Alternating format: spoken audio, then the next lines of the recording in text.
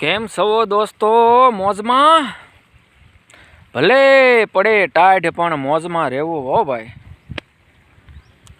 તો સવારે શિરાવા બેઠા થા, ચા ભાખરી ને દૂધ. તો મને કે શિરાવી લીધું છે? હું કહું હા. તો હું કામ કરવાના? હું કહું હજી કાંઈ નક્કી નથી કર્યું વાલી. તો મને કે મેં નક્કી કરી વાળ્યું, તમારે આજ શું કામ કરવાનું છે? હું કહું બોલો વાલી. મને કે ઝારના કેરા બાકી છે ના પાવડો છે. હું કહું હા છે હો. બસ તો પછી મોટર ચાલુ કરીને મણો પાવા કે.